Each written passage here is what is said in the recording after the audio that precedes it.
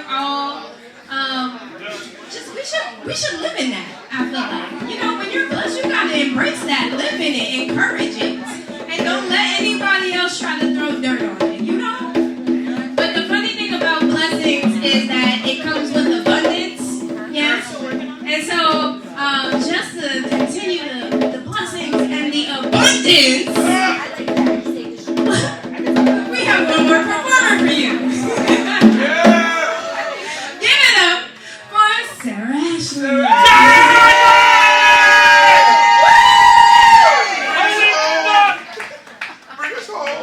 Holy shit!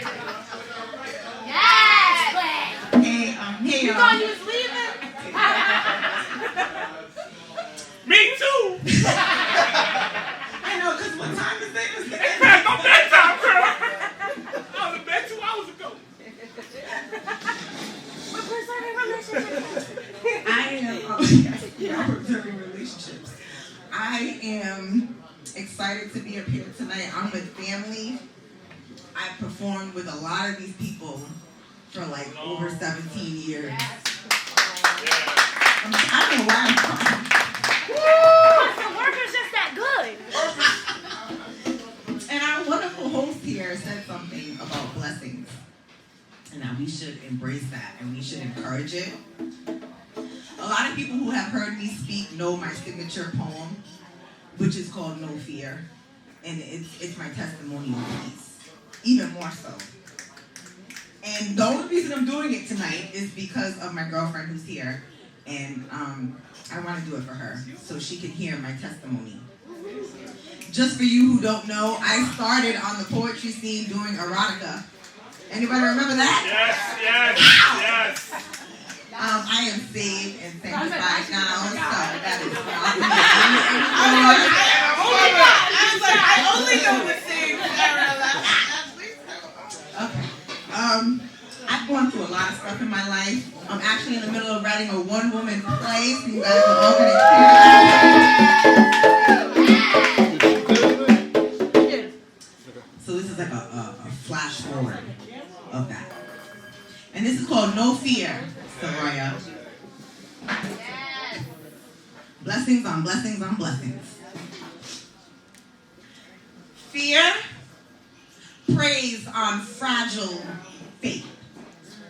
Cloaks our spirits temporarily enough to sweat through the pores of our imaginations. Droplets of distress explode into shadows, eclipsing every possibility, every optimistic conception. Liberated thoughts become entangled by oodles of chains that will eventually end with knots in your stomach, allowing us to become physically paralyzed by an emotion we have full dominion over. Your breakthrough, just out of reach, the shackles are too short. We are not free. We are slaves to our warped mentalities because fear has taken full reign over how we react to things we hear and see. By those in the white coats, especially. We are healed. It has been written. Yet fear loves to tango with doubt, which can also dictate what we see and how we believe and how we receive information given by those who leave us to question faith and what that is. And if you have it, and how do you get it? And do I need it? Doubt. Fear. So we berate Eve for falling like a coward. We say, Satan couldn't have tempted me. How could she? Now we have to bear the curse God gave Eve, declaring, I will make the pains in childbearing very severe. With painful labor, you will give birth to children throughout your years. Pain, increase in pain, reproductive pain, labor pain, increased pain. I know a thing or two about pain.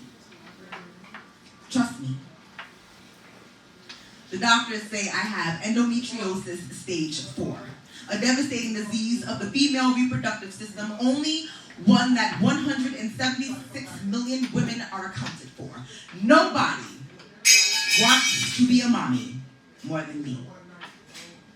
But because my lesions are so deep, and because my right fallopian tube only trickles out the liquid they gave me, they say my chances of being able to conceive. But see, I worship Jehovah Nissi, who gave his life to save us from sins and heal our bodies. It's in the book of Matthew, Mark, Luke, John, and Isaiah through his prophecies. Yes, my God is a healer who has the final say, so these doctors can keep their evidence away from me. Reproductive organ pain, pelvic pain, breast tissue deformity. Is this a lump? Presently, your natural first instinct, fear, right there, with his lips to keep you hypnotized by ear, as Satan whispers the same question over and over, panic interferes. What if? What if? What if? What if you believed in God the same way you believe your heart will keep beating long enough for you to hear me finish this piece? That's not even a thought. You just know. What if your faith in God was the same as the faith you have right now in your arteries? Faith comes by hearing. Hear me. God already defeated the enemy, so why entertain the flaws he magnifies of your earthly body? We were born to die. Though while we're living, Christ wants us to be free, but this is the reason so many don't believe. My God is not one you can taste, touch, smell, or see. Now, here is where faith intercedes. See, faith is belief not rooted on proof. Proof is evidence adequate to establish a thing as true, so faith, in this case, is having a complete and unquestionable trust in God. It means to first seek his face instead of doctors, drugs, and new ways to medicate. Faith comes by hearing, then believing, eventually leading you to your knees as prayer escorts you into a relationship with him. And once he has fully come into your heart, well, that's how your miracle starts. Check me. Chapter 11, verses 23 and 24 in the book of Mark. I want to let you guys know, on May 30th, 2020, I gave birth to my baby girl. Without any medical intervention, without any science, it was because I prayed and God made a way. So these doctors do not have the final say. God has the final say. I need y'all to know that tonight. Be blessed.